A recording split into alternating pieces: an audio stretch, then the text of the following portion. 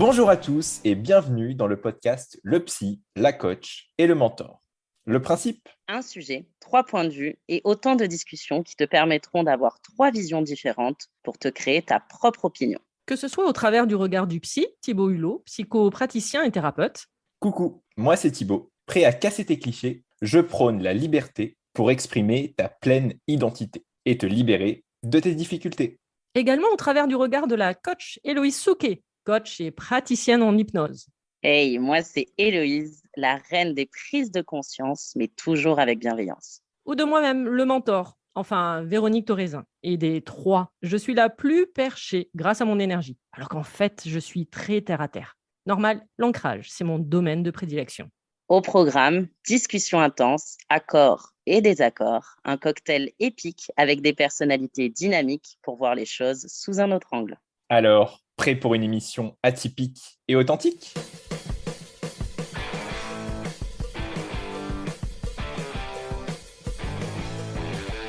Bonjour et bienvenue pour ce nouvel épisode du podcast Le Psy avec Thibaut. Salut à tous, bienvenue. La coach Héloïse.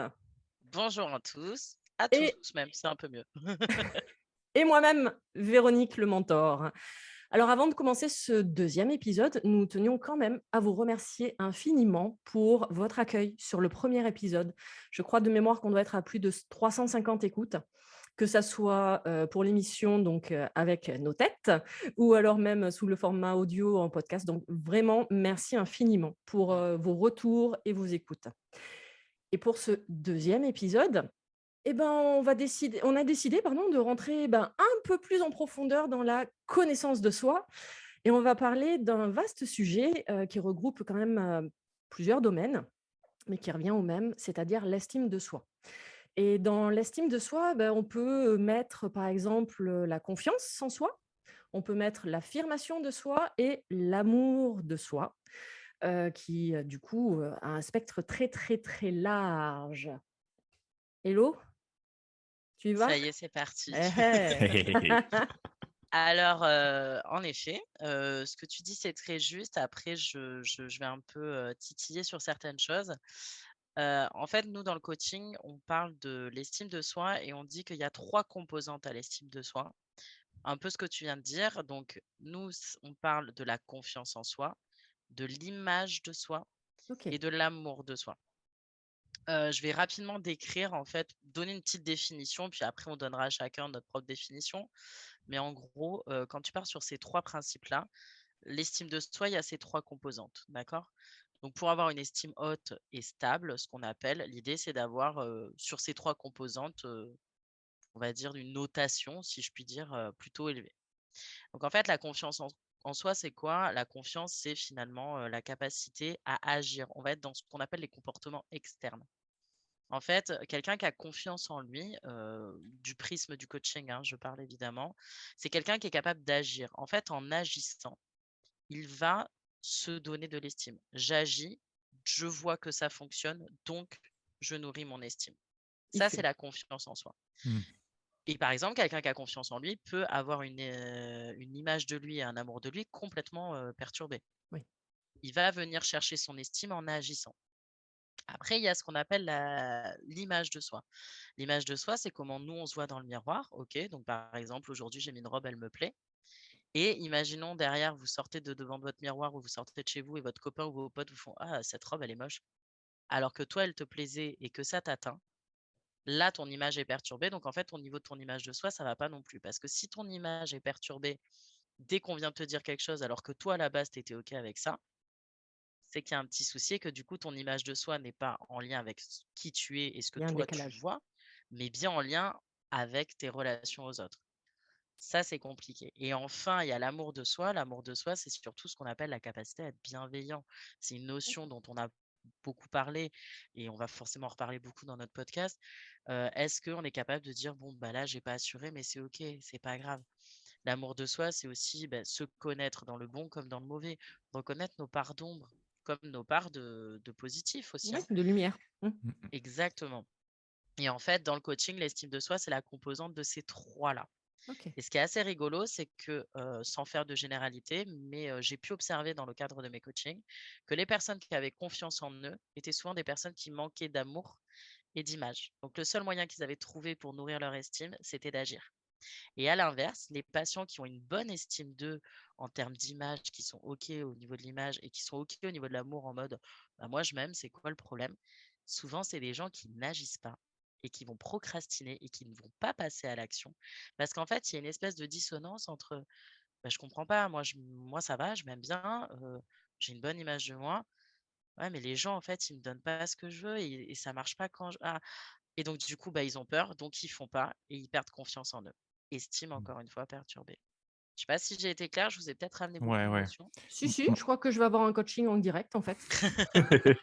Non, c'est hyper intéressant ce que tu dis là, Héloïse, et moi, ça me parle beaucoup sur ce côté, OK, quel regard je porte sur moi-même et comment, en fait, effectivement, malgré l'image que j'ai de moi qui peut être bonne, le regard des autres extérieurs va pouvoir venir fragiliser ça. Et ça, c'est un point hyper important parce qu'on va pouvoir se dire: «Ouais, j'ai confiance en moi», mais pourtant, en fait, le regard des autres, bah, ça bloque. Et du coup, en réalité, bah, ça veut dire qu'il y a quand même une problématique malgré tout. Et ça, c'est de se dire que sur ce sujet qui effectivement, on l'a vu là, de la façon dont tu l'as présenté, extrêmement complexe, il y a beaucoup de choses imbriquées. Ouais. En fait, ce sujet de confiance en soi, d'estime de soi, pour moi, c'est important de le dire parce que je le vois trop souvent en fait, dans la vie de tous les jours et même avec les personnes que j'accompagne, c'est que c'est pas quelque chose où on peut faire semblant en fait.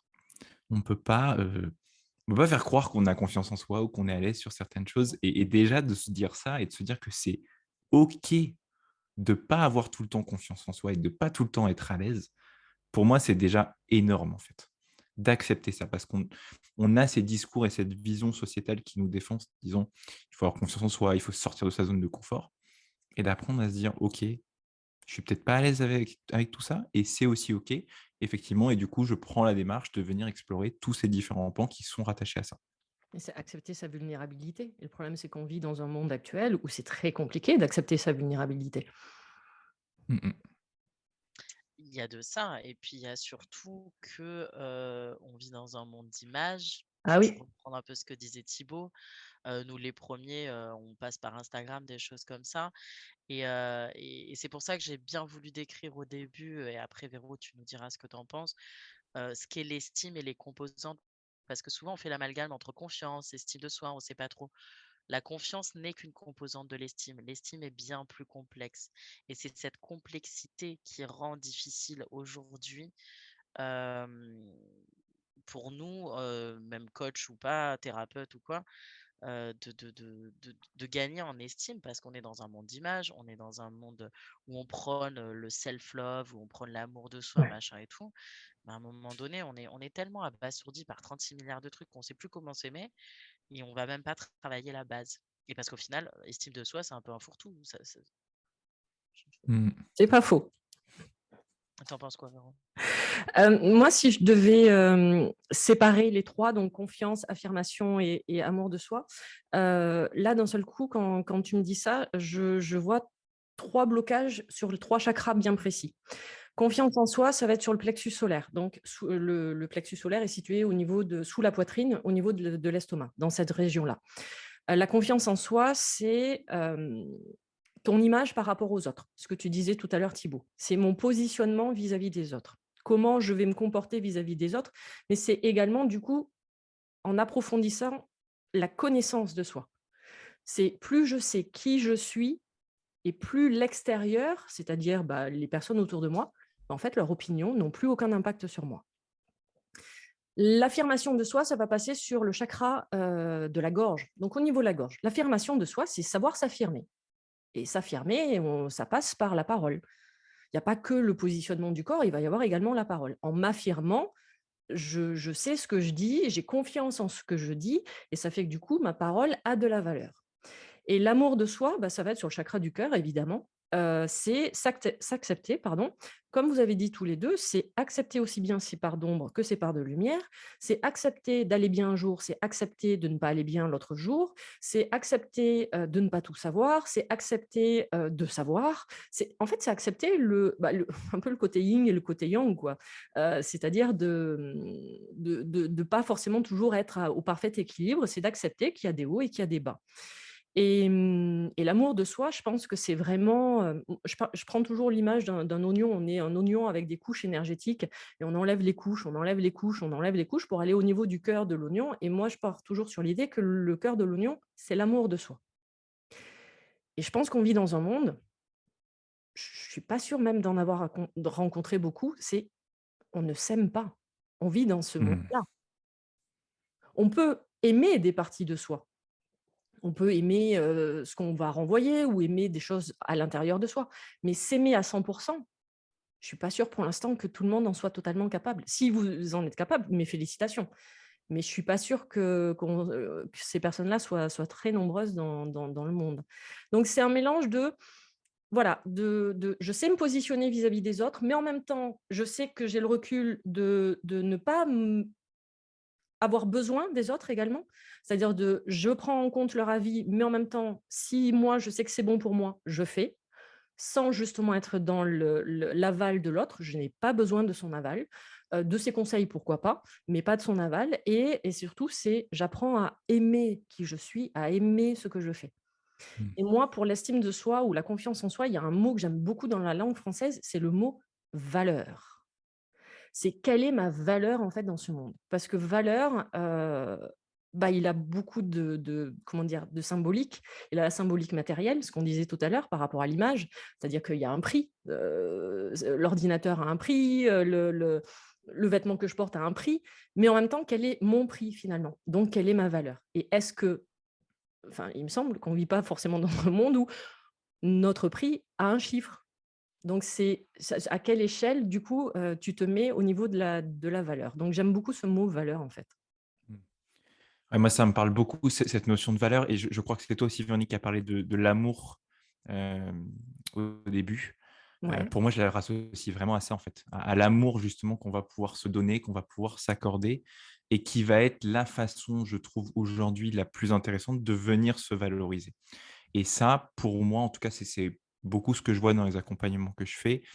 Ça va aussi beaucoup jouer sur l'amour que les gens ont reçu ou pas et déterminer, clairement des fragilités, des blessures qui vont venir que, quand on va grandir dans l'adolescence ou même carrément encore une fois adulte et même après, mmh, en fait, on va venir chercher dans le regard des autres cet amour pour venir se valoriser et exactement. justement reprendre confiance en soi.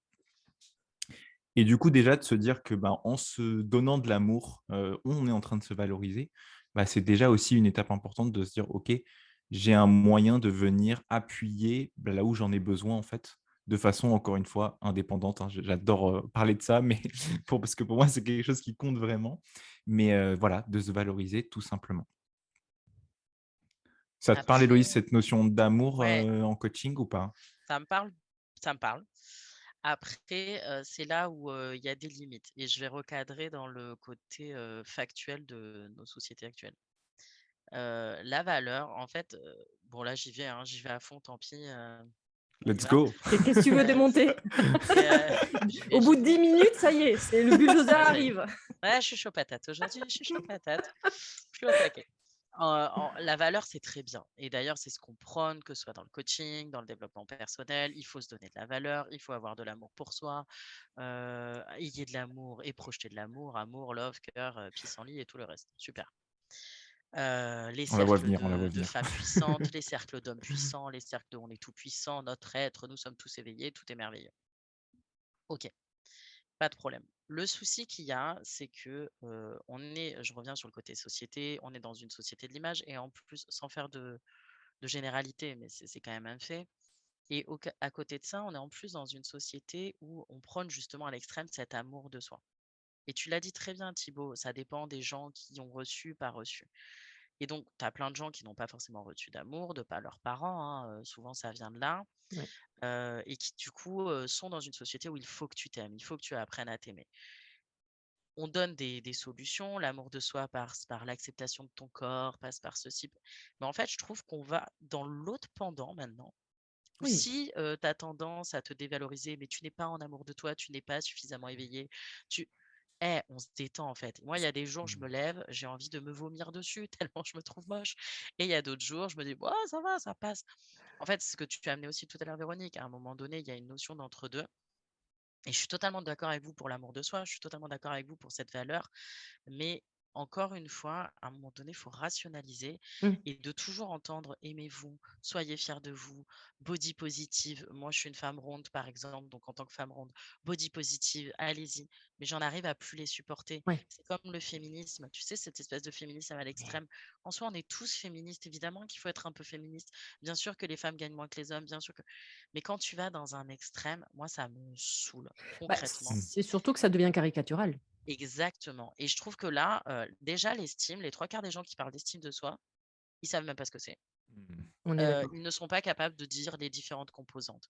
L'estime, c'est nourrir ta confiance. Ben non, désolé, en fait, la confiance, c'est qu'une seule composante de l'estime, mon chat. Enfin, tu vois, il y a plusieurs choses.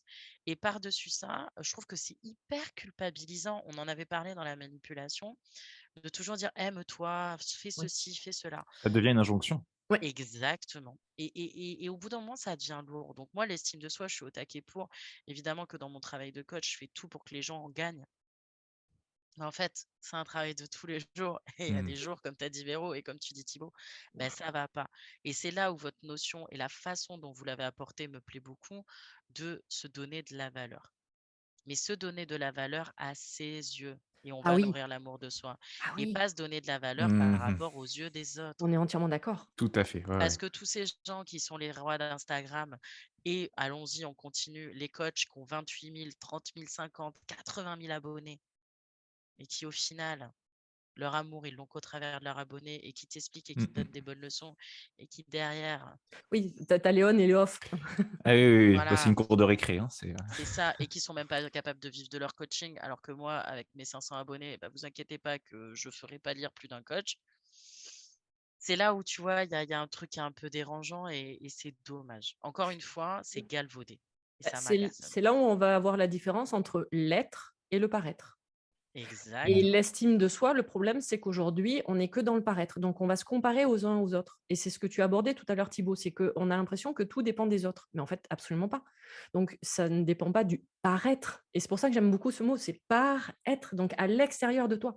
Donc, on va passer son temps à se comparer. Tiens, on prend l'exemple, tu as pris l'exemple d'Instagram. Et moi, je le vois, et je l'ai vécu, hein, puisque ça fait un petit moment que je suis sur Insta, et je le vois même avec des personnes que j'accompagne. Ouais, mais tu vois, l'autre, elle fait ça, moi je le fais pas. Moi la première, hein, des fois je fais: «Ah ouais, elle a parlé de ça. Ouais, bah, du coup, ça sert à rien que j'en parle, quoi». Oui, mais non, en fait, tu vas pas en parler de la même manière, tu es pas la même personne. C'est pas parce qu'elle en a parlé que du coup, ça empêche tous les autres d'en parler. Et donc, c'est si on arrête de regarder les autres et au lieu de regarder à l'extérieur, de se centrer et de regarder, de commencer à regarder à l'intérieur de soi, c'est là où elle se cache la valeur, en fait. La valeur, elle n'est pas dans l'œil de l'autre. L'autre, il peut être là pour te soutenir. Effectivement, sincèrement, je préfère avoir dans mon entourage des personnes qui vont me dire: «C'est bon, vas-y, tu peux y arriver», ou même très souvent, je crois que tous les 3 on est bien placés, pour, lorsqu'on échange en privé, de dire: «Ouais, bah, là, j'ai fait ça». «Mais génial!» «Ouais, enfin, ça va, c'est pas». «Bah si, quand même!» Parce qu'on n'a pas forcément justement la bonne vision sur soi-même et que les personnes à l'extérieur, bah, certaines personnes vont avoir cette vision-là. Donc, vaut mieux effectivement avoir des personnes quand même qui sont là pour te soutenir, d'accord, pour t'encourager, plutôt que des personnes au contraire qui vont être là pour te descendre en flèche, qui n'attendent qu'une chose, c'est que Mm. tu tombes. Et l'estime de soi va passer par là. Mais plus tu as confiance en toi, plus justement tu vas t'affirmer en disant non, je fais face, je suis capable de le faire, je n'ai pas besoin de l'autre ou de l'avis de l'autre, ou alors même si je l'ai, ça me passe au-dessus de la tête. Ben, dans ces cas-là, effectivement, c'est tout ça qui fait que tu vas t'estimer de plus en plus et que tu vas t'aimer de plus en plus. Alors moi, attention, je vais laisser parler Thibaut, mais moi après, je vais venir nuancer. Ouais, Moi, ça me parle sur cette notion de quel pouvoir je donne à l'autre ouais. par rapport à ce qu'il va être capable de me dire. Et de se dire qu'effectivement, quand on demande à recevoir le regard de l'autre, alors parfois on ne le demande pas, mais de façon inconsciente sinon, bah, on laisse le pouvoir à la personne de venir nous valoriser ou pas. Et effectivement, du coup, faire très attention bah, à quelle personne on va laisser ce pouvoir parce Et on qu'on va pouvoir recevoir des choses positives on ou revient négatives. on revient sur le sujet de la dernière fois, sur la manipulation. Clairement, on est clairement là-dedans. Donc, c'est pour ça que c'est super important. Et je pense que pour les gens qui nous écoutent aujourd'hui et qui sentent que ce sujet d'estime de soi, de confiance en soi est difficile, déjà, une des premières clés, ça peut être de se questionner sur l'effet de bulle. Dans quelle bulle je suis et comment je suis entouré. Et pour ça, dans la valorisation de soi, moi, j'adore l'exemple, j'ai vu ça il y a quelques semaines, j'adore l'exemple de la bouteille d'eau. Une bouteille d'eau, par exemple, c'est quelque chose du robinet, on va chez nous, on ouvre le robinet, l'eau, c'est gratuit. Je vais dans un environnement complètement différent, Ah l'eau, elle oui, va coûter 2 fois plus cher. j'ai vu. Je vais dans un aéroport, la bouteille, elle va coûter encore plus cher. Donc, ça nous montre bien, avec un exemple très concret, qu'en fait, on est valorisé de différentes façons au sein d'un environnement différent. Donc déjà, de vraiment prendre conscience de ça et de se dire: «OK, je fais attention par rapport à ça et je mets mon filtre aussi», encore une fois. Effectivement, c'est là où on rejoint le côté manipulation, c'est de se dire: «Quelle est la carte du monde des gens qui me disent ce qu'ils sont en train de me dire et comment je mets mon filtre pour me protéger dans un sens ou dans l'autre?» Et effectivement, il y a aussi des cas où le regard extérieur de l'autre va nous permettre de nous dire: «Ah mais ouais, en fait, j'ai fait un truc génial là, je me suis pas D'avancer, rendu compte». C'est ça. J'ai fait un tout pas à de fait. ouf. C'est vrai que c'est pas évident du tout. Enfin, je sais, nous, dans nos cercles, par exemple, on a des personnes qui font des reconversions, qui se lancent dans des choses qui sont difficiles. Mais en discutant avec eux, on peut dire: «Mais attends, tu te rends compte de ce que tu es en train de faire là?» «Ah bah ouais, en fait, c'est ouf» et finalement, je me rends compte qu'on parle pas assez d'avoir fait cette petite étape, mais qui en fait est un pas énorme, quoi. Complètement. Tu voulais du coup rebondir, Non, non, mais Héloïse? je suis complètement d'accord. Après, là où je voulais un poil nuancer, mais te connaissant, Véro, je sais ce que tu voulais dire. On est d'accord qu'il faut nourrir son estime, il faut être fier de soi, il faut ceci, il faut cela, il faut se donner de la valeur. Sans La passer par notion, l'ego. bien sûr, Mmh. bien Voilà, sûr, OK. bien sûr. On est entièrement d'accord. Et derrière Thibaut qui rajoute cette notion de bulle, je suis complètement d'accord. Après, c'est ce que je vous expliquais un peu tout à l'heure, il y a un effet pervers à ça. C'est que moi, je me suis déjà retrouvée face à des personnes. Ils avaient une très bonne estime d'eux, hein. Il y avait pas de problème et c'était même pas au-delà de l'ego, c'était un fait. Ils avaient pas manqué d'amour, ils avaient vraiment une haute et finalement, c'était catastrophique pour eux que le monde ne réalise pas à la hauteur de ce qu'ils Ah étaient. ouais, OK. Tu vois ce que je veux dire? Oui, oui. Et c'est pour ça que j'amène un peu une nuance. C'est que c'est bien de se nourrir son estime par soi-même, ses mots, on n'est jamais mieux servi que par soi-même. Je fais exprès d'utiliser des généralités. Mmh. Mais à un moment donné, Heu, on a quand même besoin du regard des autres. On existe et on se crée aussi au travers de ce que l'on apprend et du Mmh. regard d'autrui et Tout à comme fait. tu disais Thibaut, cette histoire de bulle, si j'en suis là aujourd'hui, c'est parce que mes amis m'ont soutenu, c'est parce qu'ils m'ont fait me rendre compte que c'est pour ça que j'amène une forme de nuance et justement pour un peu, bifurquer après, toujours dans le coaching, on explique les différentes estimes. On les classe au niveau de 4. Il y a l'estime haute et stable, c'est-à-dire que c'est quelqu'un qui s'aime, mais qui est rationnel dans son amour pour lui, qui a une bonne image de lui, et qui en plus est en capacité de donner de l'amour, de donner une bonne image et de partager cette estime. On a ce qu'on appelle les estimes basses et instable. Donc, c'est quelqu'un qui s'estime pas trop, qui a pas super confiance ou qui a pas une bonne image, mais quand même qui de temps en temps a des poussées d'ego et qui dit: «Bon ça va, je suis pas si nul». C'est, 80 de la population. Il y a les estimes basses et faibles, qui sont des gens qui sont totalement en dépression, qui du coup se détestent et rien ne va. Enfin, c'est vraiment un processus qui est affreux. Et il y a les estimes hautes et instables. Et celles-là, elles sont dangereuses. Parce que c'est justement des personnes qui ont une bonne estime d'eux, mais qui ne comprennent pas que le monde autour d'eux ne réalise pas leur estime. Et c'est là où, du coup, je voulais un peu nuancer mes propos. À un moment donné, on ne peut pas dire qu'on peut se nourrir que par soi-même. On existe, Mais on interagit, et Oui. notre valeur, on l'a aussi avec l'autre. Et justement, ça, l'effet pervers de aimez-vous, donnez-vous de l'amour. J'ai rencontré des coachs qui prennent ça, qui te disent: «Oui, bah, moi, je vais faire des séances de coaching à 500 balles parce que je suis totalement aligné avec ce prix et ceci et cela» et qui n'en vivent pas, mais qui ont un amour pour eux incroyable et ça cache d'autres choses. Tu vois ce que je veux dire? et du coup, pour toi, est-ce que quand tu dis que j'ai une bonne estime, enfin des personnes qui ont une bonne estime, mais il y a ce côté instable, est-ce que pour moi, en tout cas, la façon dont je vois les choses comme ça, c'est de se dire en fait, on n'est que on est que dans de l'artifice, en fait. Ouais, c'est J'ai ce que j'ai j'allais vraiment dire. l'image d'un château de cartes. Potentiellement. C'est ça. J'ai l'image d'un château de cartes où, en fait, effectivement, il y a un moment où c'est aussi des mécanismes de protection, qu'on met en place et qui permettent à l'individu de continuer sa vie, tout simplement, de trouver un certain équilibre, même précaire, mais de se dire, en fait, je rentre et tu parlais d'ego tout à l'heure, Véronique, et ça me parle complètement, de se dire, en fait, avec mon ego, je suis obligé de reconstruire quelque chose de fictif. J'y crois au maximum et effectivement, c'est super instable et puis je vais me prendre une claque, je vais me prendre 2 claques et il y a un jour ou l'autre où, bah, il y a de grandes chances que tout s'effondre, quoi. Donc on reste dans le paraître et par Bien rapport à sûr. ce que tu disais justement Héloïse, celui qui va avoir une haute estime de soi et avec le côté, pervers, la perversité qui se cache derrière, c'est qu'au final, il se connaît pas, il s'estime pas tant que ça puisqu'il attend l'aval de l'autre. On est sur soit une perturbation, d'où l'importance Mmh. de l'estime, tu Mmh. vois, des composantes. Ouais, On ouais. est soit sur une perturbation de l'image, soit sur une perturbation de la confiance. Oui, parce qu'à partir du moment, enfin moi après c'est comme ça que je le vois, mais à partir du moment que tu es OK avec toi-même, tu attends pas le résultat.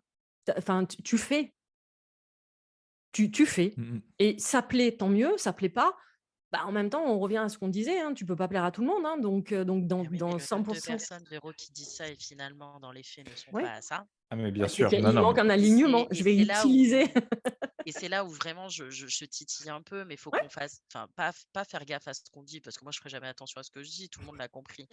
Mais c'est non, mais qu'à de un toute moment façon, on est donné, 3 donc on se nuance, hein, c'est on est solidaires. c'est ça. Mais tu vois l'effet pervers des fois de ce truc: «Aimez-vous, donnez-vous de l'amour, nanani nanana», complètement, ouais. comment ça peut être tourné autrement et on revient sur ce que disait Thibaut, la carte du monde et c'est pour ça que je titille là aujourd'hui dans ce podcast, et je ne Fais-toi m'en plaisir. excuserai pas, mais pour vraiment, voir aussi tout cet effet pervers qu'il y a derrière et d'autant plus dans le développement personnel qui sera sûrement le prochain podcast, qui sait? Mais Tu insistes, hein? je sais. Mais c'est là où c'est dangereux et donc forcément l'estime, c'est touchy. Oui, Mmh. mais parce qu'en même temps on n'est pas pardon, Thibaut, Vas-y, vas-y. on n'est pas, on n'est pas élevé de cette manière-là. On sait pas faire. On enfin, alors, bon, moi, je j'ai pas à me plaindre par rapport à mes parents, mais je veux dire, il y a si les parents déjà prenaient le temps aussi à un moment donné de féliciter les enfants, de les encourager, de justement de leur apporter, bah, de l'attention, donc automatiquement de l'amour. On va revenir, Thibaut a fait une allusion tout à l'heure, on va revenir sur ces fameuses blessures et là, moi, quand on me parle d'estime de soi, moi, d'un seul coup, j'ai la blessure de l'humiliation qui arrive, c'est-à-dire de Mmh. l'auto-sabotage. Je suis pas capable de faire, donc je m'estime pas, ça vaut pas le coup parce que de toute façon on m'aime pas. Mais quel est l'intérêt que je le fasse? De toute façon, ça va pas plaire. Tu vois? Complètement. Moi, ça me parle vraiment. Moi, c'est vrai que sur ce sujet-là, voilà, c'est pareil, c'est les blessures qui vont revenir tout de suite, de se dire la confiance qu'on a pu acquérir ou pas et ce manque et derrière de se dire effectivement que, bah, si on l'a pas, bah, ce qui va se faire et c'est ce que tu disais, Héloïse et je suis tout à fait d'accord, c'est-à-dire qu'en fait 80 des gens vont construire un système, alors c'est moi qui utilisais le mot artificiel, mais en tout cas instable, comme tu disais, Ça va. pour exister en fait Mmh. et qu'il y a une réalité qui est fondamentale par rapport à ce qui a été vécu, par rapport au manque, par rapport aux absences d'eux, qui a créé, bah, cette instabilité et qui fait qu'en plus on vit dans une société où on nous explique que oui, cette injonction à la confiance en soi, à savoir ce qu'on veut, à oser faire les choses, à sortir de sa zone de confort, en fait on est en train d'avaler, on avale pilule par pilule et puis on finit par y croire et puis un jour ou l'autre c'est: «Ouais, bah, j'ai confiance en moi, ouais, je me lance à faire ci». Mais en fait, C'est bidon? voilà. Vas-y. Mais oui, on est en plein dedans, mais tu as Ouais, ouais. complètement raison. Mais du coup, par exemple, enfin, je sais pas, chacun dans notre posture, vous donneriez quoi comme, comme moyen, par exemple, pour quelqu'un qui a vraiment pas d'estime, là, quelqu'un qui nous écoute et au travers de ce qu'on dit, il fait: «OK, donc moi la confiance c'est zéro, l'image n'en parlons pas et l'amour c'est en dessous des chaussettes». Comment vous qu'est-ce que vous pourriez dire à ces gens-là? Qu'est-ce qui serait bien de faire? Et ou même toi, Véro, ou toi, Thibaut, ou moi-même, Hello, qu'est-ce que je fais au quotidien? Qu'est-ce que tu fais au quotidien pour arranger ça? Hé hé, Je maintenant vais je je vais passe. je vais commencer. Moi, je pense que avant tout déjà, on parlait des blessures tout à l'heure. Moi, c'est vraiment ça, c'est déjà d'aller travailler sur ces blessures, d'apprendre à les guérir, à les comprendre, Les voir à autrement. libérer, les voir autrement, voilà. Vraiment travailler aussi sur ce côté émotionnel qui est très ancré dans ces blessures, qu'on s'en rende compte ou pas Ouais. finalement. Et après, ça va être travailler sur la quête de soi, en fait. Se comprendre, comprendre son fonctionnement, comprendre ses ressources, comprendre ses faiblesses aussi, quelque part, et vraiment travailler sur qui on est et la façon dont on peut l'exprimer au mieux. Et pour moi, je trouve que c'est dans l'estime de soi, c'est être soi, en fait, et c'est ce qui va donner la force, en se connectant à ça, d'assumer et d'être vraiment pleinement soi-même. Parce que le regard que je porte là-dessus, en tout cas, c'est de se dire, à partir du moment où j'ai réussi à mordre dans qui je suis vraiment, à toucher et à goûter à ça, en fait, ça devient un carburant pour m'autoriser et franchir porte après porte.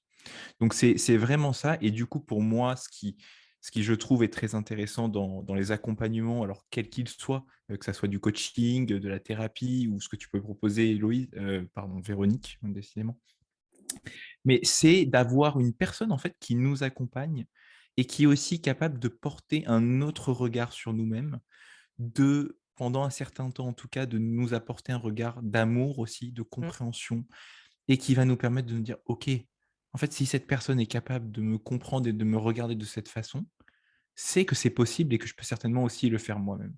Et pour moi, ça, c'est un point vraiment super important dans tous les accompagnements qui sont faits, c'est de vraiment d'avoir ce regard de l'autre personne qui va permettre, à la personne qui se fait accompagner de se dire: «Ah OK, on est en train de me regarder différemment là. Qu'est-ce que je fous en fait?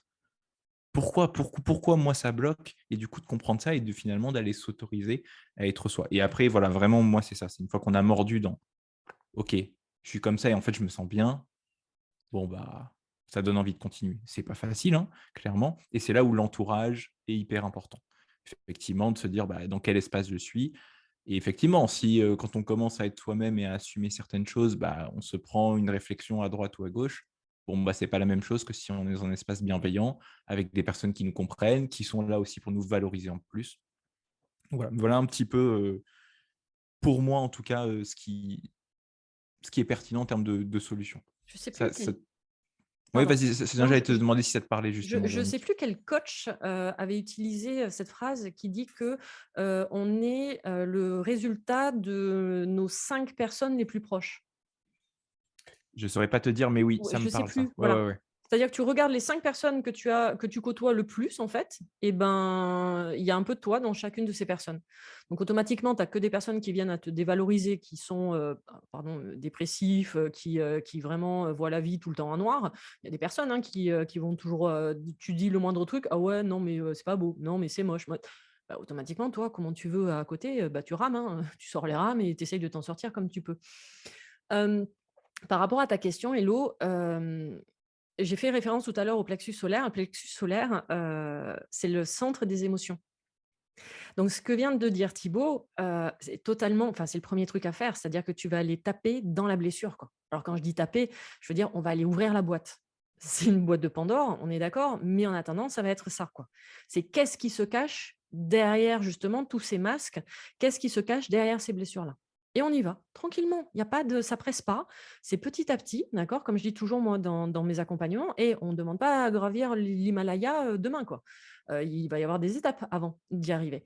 Donc c'est d'aller comprendre ces blessures et de comprendre tout finalement, tous les mécanismes qui se sont mis en et qui se sont enclenchés derrière. Tous les jeux de rôle qu'on nous a demandé de jouer, tous les fameux personnages que j'ai l'habitude d'utiliser comme terme, qui se sont mis en place pour se cacher finalement et cacher qui on est derrière. Et Thibaut, tu en as fait référence tout à l'heure, tu as parlé de pouvoir et on en avait parlé pendant, le podcast sur la manipulation. Le premier truc que je vais effectivement dire, c'est: reprenez vos responsabilités. Reprenez votre pouvoir, votre bâton de pouvoir. Parce qu'en le reprenant, du coup, vous ne laissez pas les autres vous manipuler, vous commander, et il y a que vous qui êtes maître à bord, avec effectivement les autres accompagnés. Mais en attendant, en reprenant ça, vous allez vous voir totalement différemment, et vous allez pas laisser vos émotions vous contrôler. Vous les vivez, mais elles ne vous contrôlent plus, ou moins, au Mmh. départ. Ok. Non, non, moi je trouve ça très, très, très pertinent, évidemment, comme tout ce que vous dites. Mais je pense qu'aujourd'hui, je suis un vrai poil à gratter. Je m'excuse d'avance. Je ne sais pas Pour le pourquoi coup, moi, j'ai. on aurait dû s'en douter dès le départ. Et ouais, parce que vous n'avez pas les offs, mais je suis arrivée Non, il très faudra tard. qu'un jour on enregistre les off. Ah, je pense que je vais faire un bêtisier à moi toute seule. Mais non, mais en fait, tout ce que vous dites, je suis complètement d'accord. En vrai, clairement, on est complètement dans ça. Et ça me ramène à la notion d'entourage. Finalement, c'est très présent, cette notion d'entourage. Et clairement, vous avez raison. On va pas se mentir. OK. Après, là où je titille un poil, c'est que je serais moins dans la recherche de soi et tout. Je suis entièrement d'accord avec ça. Mais pour moi, c'est dans un second temps.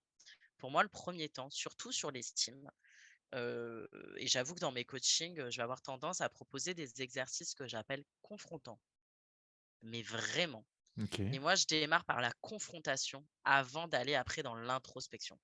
C'est qu'à un moment donné, quand j'ai quelqu'un qui a une estime de lui assez basse et qui passe son temps à me dire je m'aime pas, j'ai une mauvaise estime de moi et tout. Attention, hein, je dis pas que ce que je fais, c'est la solution. Non, mais ça peut Et être encore une une fois, étape, une première étape. Ouais, ouais. exactement. Et encore une fois, je le fais au feeling, c'est-à-dire qu'avec certaines personnes, je m'y serais jamais amusée. Mais j'avoue que j'ai quand même cette tendance à aller sur la confrontation de tu t'aimes vraiment pas, passer presque par l'absurde. Moi, j'aime bien justement titiller les personnes quand elles arrivent, elles me disent j'ai pas d'estime de moi, j'ai pas confiance en moi. Déjà, par la reformulation, j'essaye de comprendre ce qui se cache derrière. Parce qu'au final, regardez, là, on vient d'en discuter, on a chacun notre propre définition. Mhm. Toi, tu parles beaucoup d'affirmation finalement, Véro, et d'amour. Thibaut aussi, il y a un peu de confiance. Les amalgames se font finalement. Donc moi, avant déjà que la personne me dise j'ai pas d'estime de moi et dire oui, je vais faire un coaching sur l'estime, j'essaye de comprendre ce qu'elle met derrière. Et une fois que j'ai compris ce qu'elle met derrière, je la confronte en fait à ses contradictions. J'aime bien la confrontation. Pourquoi? Parce qu'en fait, ça me permet aussi de détecter ceux qui sont justement dans des estimes hautes et instables et qui sont en mode non, mais moi, j'ai pas confiance en moi, moi, je n'ai pas d'estime. Bon, enfin, au final, les gens ne me voient pas à la hauteur de ce que je suis. Ah oui, bon, ok, donc on va aller titiller ailleurs. Et c'est là où j'aime bien être un peu piquante et j'utilise vraiment plus le mot confrontation. C'est vrai que vous êtes beaucoup plus agréable que moi sur cette séance et sur ce podcast, beaucoup plus dans la douceur. Bon, bah là, mon petit côté confrontante ressort parce que justement, l'estime, c'est tellement touchy, il y a tellement de définitions et il y a tellement de visions que je veux vraiment comprendre ce qui se cache derrière. Est-ce que c'est vraiment une estime basse Ouais. ou est-ce que finalement c'est un ego qui estime ne pas être exprimé à sa juste valeur, pour reprendre vos mots? Tu vois ce que je veux dire? Donc, je suis quand la question que je vous ai posée finalement, qu'est-ce que vous pourriez dire aux gens pour aller travailler sur l'estime? Déjà, c'est qu'ils se confrontent justement à leurs propres contradictions. Et à leur propre Est-ce image. Ouais. exactement. Est-ce que du coup, c'est un manque de confiance? Est-ce que tu n'es pas en capacité d'agir? Est-ce que c'est un manque d'image? Est-ce que tu es toujours par rapport à l'image de l'autre? Ou est-ce que c'est un manque d'amour profond? Est-ce que profondément tu ne t'aimes pas parce que tu as manqué d'amour, parce que ceci, parce que cela, parce que ton entourage va pas? Donc moi, j'amène plus cette notion de confrontation. Et une fois que tu as déterminé, c'est un peu plus français. Une fois que tu as déterminé où ça bug et que tu t'es confronté, pour revenir un peu à ce que vous preniez, à toi-même, là, on peut discuter et là, on peut voir et travailler sur l'estime. Mais à un moment donné, même si c'est compliqué, même s'il y a de l'hypersensibilité, même s'il y a tous les mots que vous voulez mettre derrière, bah, faut y aller, quoi. Faut sortir la pelle et on va un peu déterrer parce que les bisounours, aimez-vous, non, je ne vais pas te bousculer. Il Ah oui, faut oui, y oui. aller doucement. Au bout d'un moment, On est d'accord. ça a un effet un peu inverse. Je dis pas qu'il faut être dans la violence extrême, attention. Non, mais dans la bienveillance. Exactement. À un moment donné, moi, je trouve qu'il faut y aller parce que estime, on en met à toutes nos sauces. L'amour, la confiance, c'est à toutes les sauces, mais au final, tu sais, c'est comme quand tu arrives dans un magasin ou je sais pas moi, un truc de fast-food et que tu as 36 000 choix et tu sais plus quoi faire en fait. Tu es juste assommé de 10 000 notions et tu sais plus où camper. Donc moi, c'est on se confronte, viens chercher un peu où ça bug vraiment. Je rappelle, image, amour ou confiance ou affirmation, comme toi tu le dis, Véro. Et une fois que tu as compris où ça venait bugger, là, du coup, on pourra peut-être proposer des solutions adaptées. Et les solutions, elles sont simples dans ce que j'amène, hein. Ça peut être, par exemple, pour ce qui est confiance en soi, bah, passer à l'action, oser faire des petites étapes. T'as pas confiance en toi? Eh ben, Mmh. essaye. Et ça peut être un tout petit truc. T'as pas confiance, par exemple, sur la prise de parole en public ou même ne serait-ce qu'au téléphone. Ose appeler quelqu'un ou quelque chose qui te stresse, ose l'appeler. Première étape, c'est gagné. Donc, pour la confiance, si t'as pas confiance, tu passes à l'action. Pour l'image, si tu as vraiment une robe que tu aimes, que toi, tu te sens belle et que quelqu'un te dit que t'es pas belle, ben, juste lui dire, OK, pour toi, elle te va pas, mais moi, elle me plaît. Donc, ça rejoint ton affirmation, du coup, Véro. Et pour Exactement. l'amour, comment se donner un peu plus d'amour? Ben, c'est à un moment donné se féliciter. Moi qui avais peur d'appeler des inconnus, je l'ai fait. Ah putain, c'est bien quand même.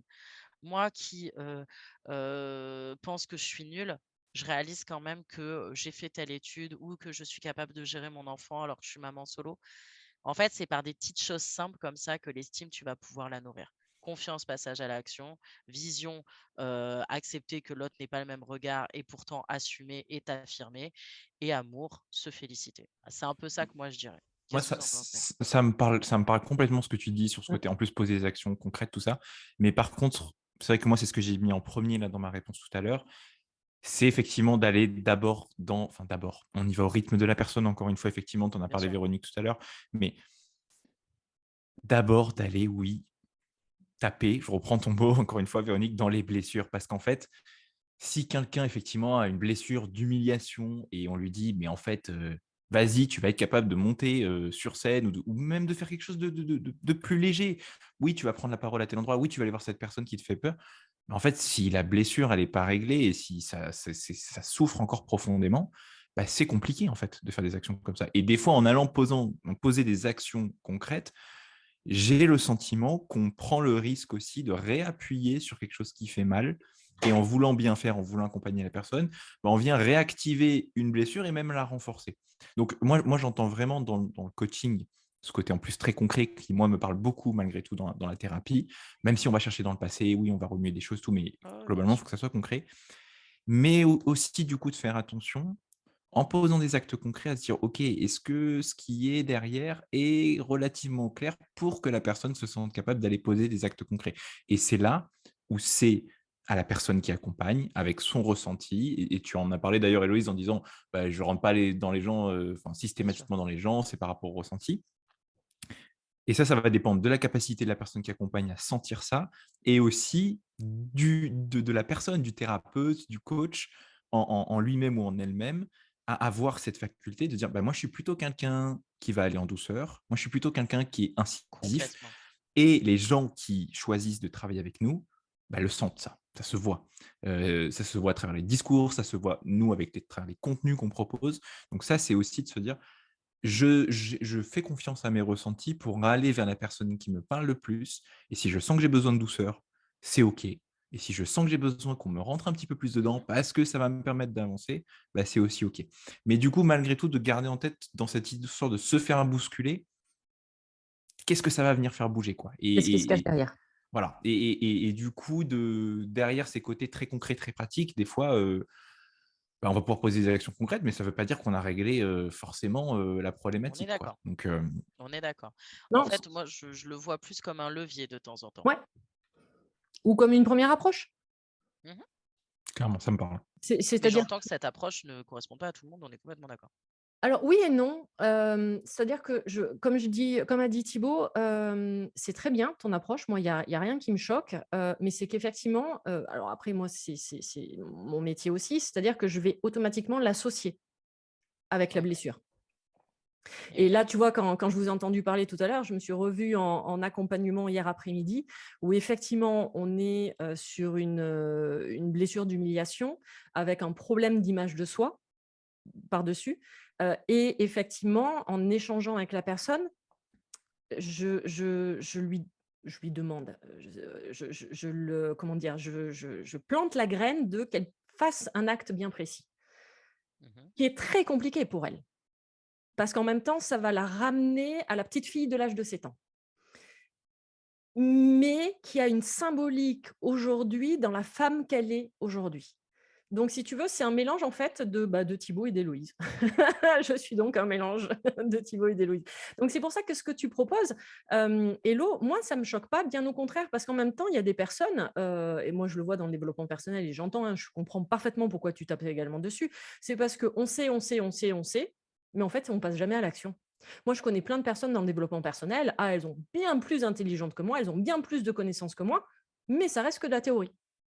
Ouais, c'est ça. Et là, au moins, bah, tu combines les 2. Donc ton approche, moi, elle me choque pas et en premier plan, j'ai envie de te dire, elle est tout à fait logique. Mais après, comme a dit Thibaut, oui, tu sais que derrière, il y a une blessure alors, je parle de la blessure de l'humiliation parce que c'est celle vraiment qui me saute aux yeux quand on en parle par rapport au sujet. Il peut y avoir, hein, d'autres blessures, l'injustice, donc je vais mettre le masque de la personne parfaite, par exemple. Pour tout cacher. Mais oui, derrière, il faut, parce que même si tu pousses la personne à passer à l'acte, et c'est très bien, ça pourra être fait qu'une fois et elle pourra très mal le vivre. Ça fait que du coup, derrière, si tu veux, c'est de comprendre pourquoi finalement elle a mal vécu.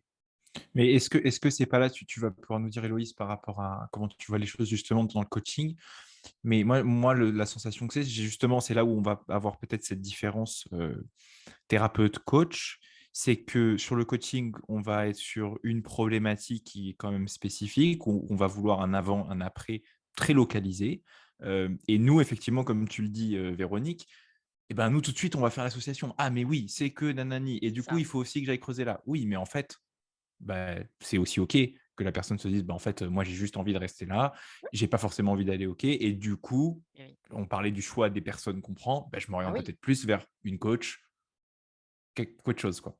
Mais tu mets exactement le point dessus. C'est là, j'allais dire le mot limite, mais c'est pas vraiment le mot. C'est là la différence entre thérapie et coaching. Ouais. Thérapie, psychothérapeute, psychopraticien, mentor comme toi, Véronique, énergéticienne, tout ça. On est sur des thérapies longues. On est sur En un travail de coaching, fond. on est sur une Mmh. thérapie brève. Ouais.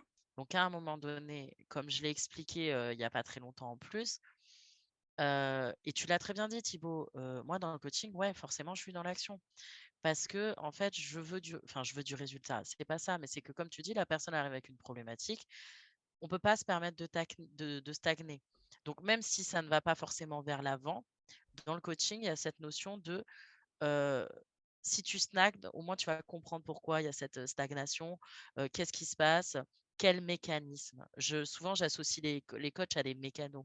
Nous, on est là pour faire comprendre aux gens leur mécanisme et qu'ils le réalisent. Mais après, comme je le dis, et c'est aucune méchanceté, et c'est pour ça que pour moi, psychologue, les thérapies et le coaching sont pas incompatibles. Ah On oui, fait pas le même taf. sont Moi, au final, complémentaires. leur passé, c'est pas Mmh. que je m'en fiche du passé des gens. C'est juste que je vais plus m'intéresser à la façon dont ils me parlent de leur passé que exactement leurs mots. Mes propos peuvent choquer, mais je m'explique. C'est-à-dire que en tant que mécano, je vais m'intéresser au fonctionnement pour que du coup ton joint de culasse il remarche quoi. Mmh. Après, savoir que le passif du joint de culasse, c'est la voiture du grand-père et que tu as roulé pendant 128 000 bornes, je m'en fous. Je m'en fous parce qu'en fait, moi, ce qui m'intéresse, c'est de venir titiller ces mécanismes pour t'offrir une boîte à outils et que tu aies des mécanismes autres qui te permettent d'avancer. Mmh. Mais derrière, si c'est plus profond, ah ben oui, il va y avoir un thérapeute parce que moi, en tant que coach, on va atteindre mes limites. Ouais, ouais. Et c'est pas dénigrer le travail de coach, loin de là. Ah non, non, C'est tout à juste fait. qu'à un moment donné, thérapie, on est sur du long cours, on va chercher le pourquoi du comment. Coaching, on est sur un peu plus d'action. D'où ma vision aussi, qui est un peu différente de la vôtre. Mais c'est aussi ça qui est intéressant et c'est ça qui fait la richesse. Mmh. Et c'est ça qui fait un Qu'est-ce podcast. que vous en pensez? Non, non, mais clairement, et de toute façon, je pense que c'est pour ça que bah, on voit que dans la façon dont on aborde les choses, là, en l'occurrence, on va pas Oui, forcément poser les mêmes mots, qu'il y a une approche différente, que effectivement on se rejoint, mais que voilà, il y a quand même des petits décalages. Malgré tout, on voit qu'on parle de la même chose, en fait. Ouais. bien On sûr. parle de ces problématiques, du regard qu'on porte sur soi, de l'image qu'on a de soi-même, de ce que ça vient toucher en nous, de cette notion d'identité, d'acceptation, de ces parts d'ombre aussi. On en a parlé au début, mais quelque chose de super important. Toutes ces parts d'ombre, enfin, j'aime bien quand on parle de parts d'ombre parce que je sais que c'est quelque chose que les gens comprennent assez bien. Enfin, on ne sait pas ce qu'on met dedans. Pour les gens, c'est pas toujours très clair. Mais bon, se dire qu'on a tous une part d'ombre, c'est globalement clair pour tout le monde. On ne sait pas Mhm. forcément ce qu'il y a dedans, mais Et il y a aussi ça. Enfin, pour vraiment revenir sur le sujet de l'estime de soi, c'est qui on est et comment on vient travailler concrètement sur cette identité, sur cette expression et sur cette acceptation pleine et entière. Et effectivement, on a des visions différentes, plus concrètes, plus qui vont aller chercher en profondeur. Et il n'y en a pas une qui est meilleure qu'une autre, ça va dépendre du besoin de la personne et Exactement. de ce qu'on cherche en fait. S'accepter. Mais c'est pas si évident que ça, hein. Et je vais te donner un exemple. Moi, j'ai 2 ou 3 personnes, qui m'ont fait cette réflexion et j'avoue que je m'attendais pas à ce type de réflexion, que ça soit en accompagnement ou même en hypnose. J'ai plusieurs fois des personnes qui m'ont dit: «Mais en fait, j'ai peur de découvrir que je suis une mauvaise personne». Et j'ai trouvé ça violent, en fait. Mmh. Alors, ma réponse a peut-être été encore plus violente. C'est-à-dire que j'ai répondu aux personnes, j'ai dit: «Mais en fait, c'est la personne que j'ai là devant qui est la mauvaise personne». Alors du coup, elle ne comprenait pas. J'ai dit: «Non, parce que la personne que j'ai là devant, c'est celle qui a qui porte les masques, c'est celle qui a les blessures, c'est celle des personnages, c'est celle qui finalement n'est pas elle». Alors que la vraie personne, c'est celle alors pardon, je vais utiliser des termes de développement personnel, c'est celle qui est la plus pure, celle qui est uniquement amour, celle qui est, oui, bah, je rentre, hein, d'accord, bisounours et licorne. Non, mais c'est celle vraiment, c'est finalement celle qui est sans filtre, sans voile. Bien sûr. Et les gens pensent que cette personne-là, en fait, elle peut être détestable et je trouve ça, mais pas effrayant, mais je me dis j'avoue que les premières fois, je me dis: «Waouh, OK». Non, justement, c'est plus tu vas apprendre qui tu es, plus tu vas accepter qui tu es et plus tu t'apercevras que tu es une magnifique personne. C'est beau ce que vous dites. Complètement. Et c'est vraiment ce que je retrouve, ça. Enfin, moi, dans les accompagnements, c'est cette peur de ce qu'on va venir trouver de soi-même. Ouais. Et se dire, mais en fait, mais ça va pas aller du tout, ça va être pire. Alors qu'en fait, c'est tout l'inverse. Mais effectivement, on a tellement appris des choses et on s'est tellement mis des couches Mmh. que notre vision du monde fait que on n'est pas en mesure de se douter du quart de qui on est vraiment. Et c'est en enlevant ces couches une par une que, OK, on s'autorise à se découvrir et à s'autoriser que tel qu'on est, c'est OK en fait. C'est juste que c'est pas encore une fois par rapport à ce qu'on a vécu, par rapport aux blessures qu'on a, par rapport au regard des autres et ce qu'on a pu recevoir, qu'on s'est venu s'ajouter, couverture par couverture et au final se transformer, quoi. Et je te comprends complètement quand tu dis ça, que ça choque parce que enfin, Bah, je m'y attendais pas. Enfin non, mais voilà, clairement, enfin, je pense que pour nous, dans l'accompagnement, d'aider les personnes à se sentir bien dans leur vie et être vraiment elles-mêmes, bon, bah, ça en fend le cœur de se dire, mais en fait, la personne a peur d'être une belle personne alors que tout le monde est une belle personne. Enfin, bien vraiment, sûr. ça, c'est une chose dont il ne faut pas douter clairement dans sa vie, mais la vie fait que bah, on en doute et c'est aussi normal. Mais, mais effectivement, voilà, d'aller enlever ses couches et d'aller s'autoriser à se dire, OK, peut-être que j'ai l'impression que je vais trouver quelque chose de difficile, mais en fait, c'est la vraie personne et cette vraie personne, elle est belle, quoi. Et par rapport juste pardon Hello, par rapport à ce que tu viens de dire, ça me fait penser à une conversation, un échange que j'ai eu, avec des amis où, du coup, la personne dit: «Mais ça sert à quoi en fait d'aller remuer la merde?» Et là, tu sais, moi je le regarde, j'ai «Donc ça signifie que tu préfères vivre dans la merde?» Et là, elle me dit: «Ah OK, ouais, non, j'avais pas vu ça comme ça». Mmh. Et ouais, mais alors, mais justement, mais c'est très bien ce que tu dis. Ça sert à quoi d'aller remuer la merde? Parce que des fois, qu'on se le dise, là, c'est entre nous. À un moment donné, à tout vouloir chercher à comprendre, est-ce que des fois, ça ne vient pas Obsession. justement desservir cet amour, cette image et cette confiance en soi? C'est pas que je suis d'accord avec cette personne qui t'a dit ça, mais est-ce qu'à un moment donné, à tout vouloir comprendre, alors j'ai fait ça parce qu'en fait, il y a ça, donc je n'ai pas d'amour. Est-ce que des fois, faut pas un peu Bah, temporiser? Donc là, pour le coup, moi qui ai été la relou tout le podcast, j'amène à la temporisation. Est-ce que des fois, il y a pas de ça aussi un peu? Et ce que je disais tout à l'heure aussi, cette injonction, tu as repris le mot Thibaut, faut s'aimer, faut avoir confiance, faut avoir une bonne image. Est-ce que des fois, justement, cette merde, c'est pas qu'on l'aime, mais tranquille, quoi. ouais. Chaque Mmh. chose en son temps. Est-ce que vous êtes d'accord avec Ah, ça? je suis Ah entièrement oui. d'accord avec toi. Pardon, Thibaut, mais c'est vrai que je suis entièrement d'accord avec toi dans le sens où c'est le problème du développement personnel aujourd'hui et je comprends totalement, les personnes qui font du burn-out spirituel, d'accord? Mmh. Parce que là, on est quand même à une période et je sais que c'est pour ça que tu veux faire ce podcast-là. On est à une période où effectivement le développement personnel est remis en question et je l'entends et je le comprends totalement. parce que ça crée l'inverse. Donc, et je suis la première à dire, en fait, quand on me demande, mais il faut tout comprendre ou pas, je dis, oui et non. Pardon, je fais ma Suisse ou ma Normande, mais oui, dans le sens où, à un moment donné, ça va être nécessaire. Et à un moment donné, laisse-toi vivre, bordel. Ouais, c'est ça. T'as pas besoin de tout comprendre. Moi, des fois, il y a encore des trucs qui m'arrivent. Je dis, OK, c'est bon, j'ai l'information. Je sais pas ce que je vais en faire. Et c'est pas grave.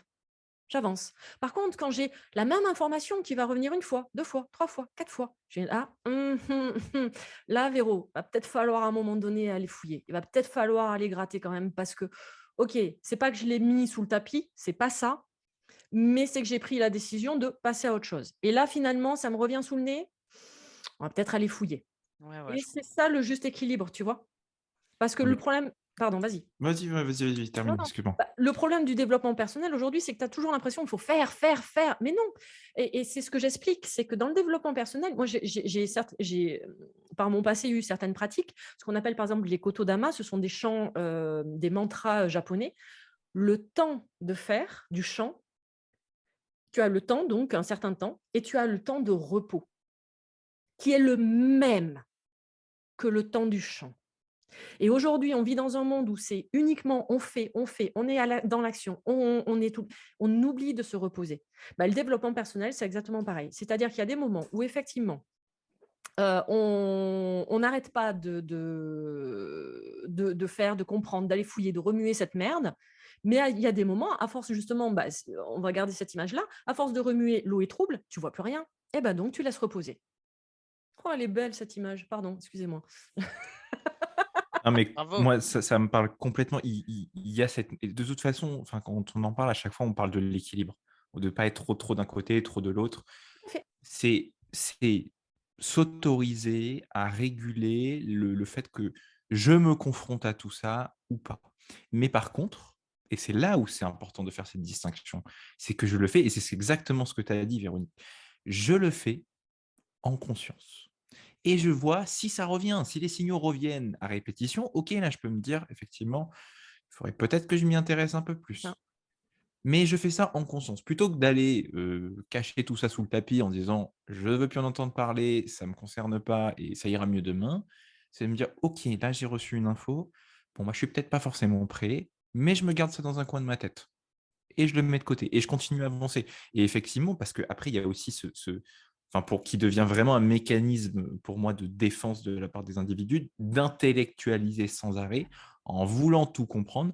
Et combien de personnes, malheureusement, utilisent ça dans le développement personnel pour trouver cette espèce d'équilibre précaire. Encore une fois, je suis dans la compréhension d'eux, mais en fait, je ne suis pas vraiment, en tout cas, je suis un petit peu à côté de la plaque et je ne suis pas dans ma réalité, où je suis dans ma réalité, justement, en fait. Je ne suis pas dans la réalité.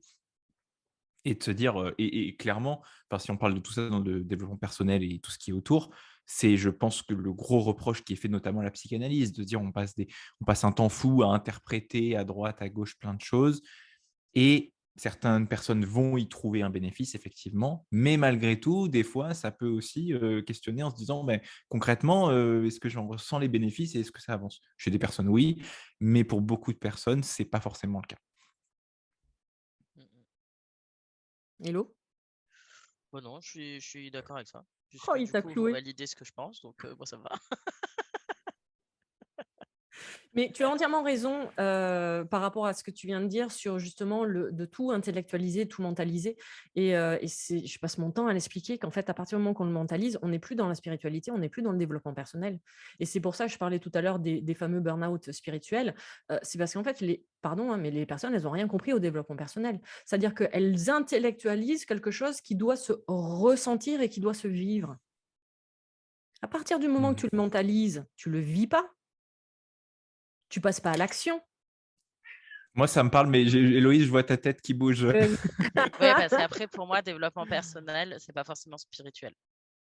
Mais là, ce sera un autre podcast. Pour moi, Alors, le développement personnel n'est c'est pas des forcément outils. synonyme de spiritualité. C'est des outils. Le développement personnel, Mais c'est pas le sujet, donc je ferme ma bouche.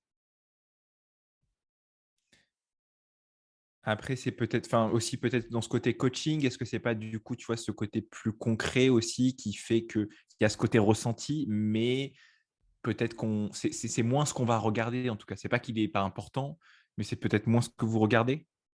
En fait, moi, je m'adapte. Si j'ai face à moi des personnes qui sont vers un penchant très spirituel, je vais du coup utiliser un vocabulaire beaucoup plus spirituel. Je vais utiliser des actions en lien avec la spiritualité. Ça peut être la lithothérapie ou d'autres choses. En fait, comme je le dis, nous, il y a presque une forme d'opportunisme dans le coaching où en fait, et c'est pas du tout une critique, et je dis ça avec le sourire. Peut-être que ça s'entend pas dans le podcast, mais ceux qui le regardent sur YouTube le verront. En fait, je me fonds dans le monde. Le propre du coaching, c'est de s'adapter à la carte mentale et à la vision de l'autre. C'est-à-dire que si je te coach toi Thibaut, c'est pas que je deviens Thibaut, c'est que tu m'as ouvert la porte dans ton monde et je m'adapte à ton monde. Donc j'adapte aussi mon vocabulaire et les actions proposées. Mmh. Tu vois ce que je veux dire?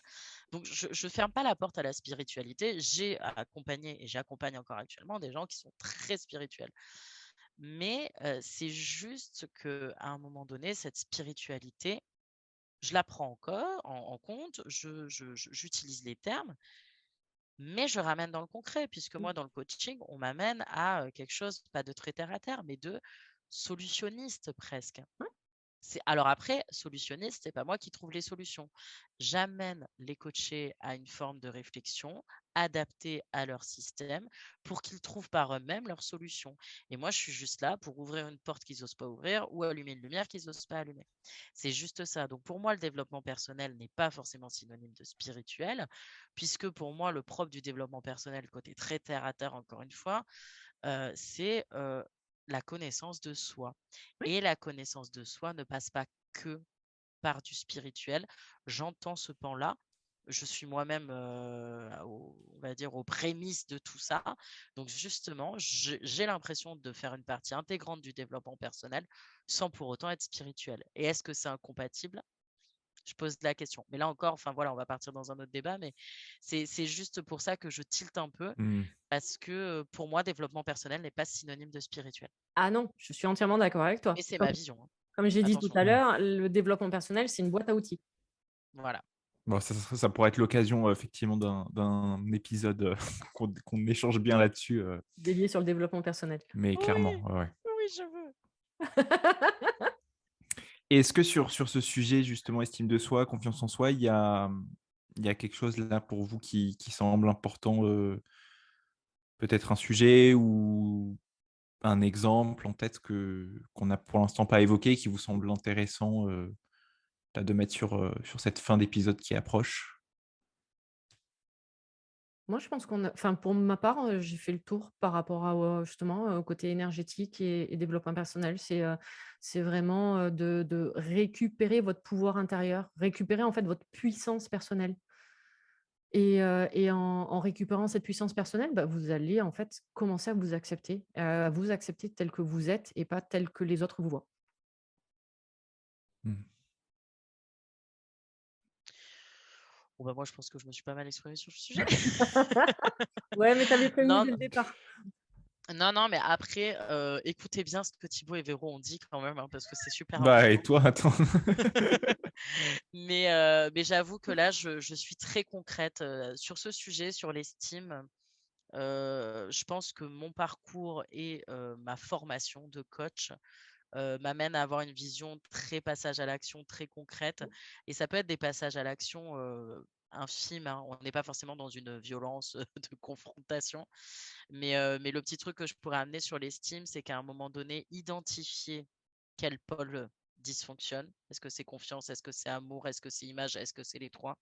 Et une fois que vous avez identifié, essayez de comprendre, soit via un thérapeute, soit via votre entourage, soit via d'autres solutions, comment réguler et améliorer ça. Parce qu'à un moment donné, la vie, c'est des cycles et l'estime aussi.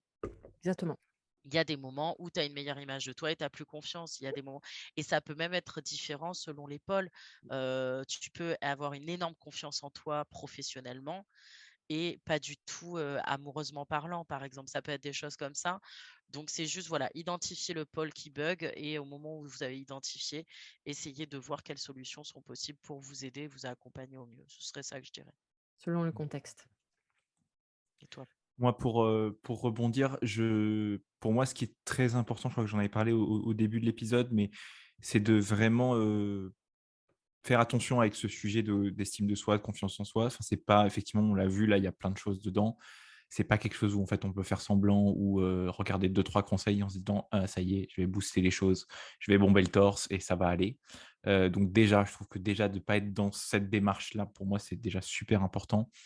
Et après, effectivement, aller s'autoriser avec la façon dont on le souhaite. Et on l'a vu, coaching, de la thérapie à différents niveaux qui permettent d'aller voir à différents niveaux différentes choses, de voir voilà, comment on peut s'autoriser à regagner à ce niveau-là, y aller à son rythme et se dire qu'effectivement, c'est un sujet complexe, que c'est aussi OK de ne pas toujours avoir une estime de soi complètement forte et que ça fait juste partie de la vie et des individus. Bon, Héloïse, là, tu l'as bien rappelé dans le podcast, et c'est super important, effectivement, qu'on ne rentre pas dans cette injonction systématique.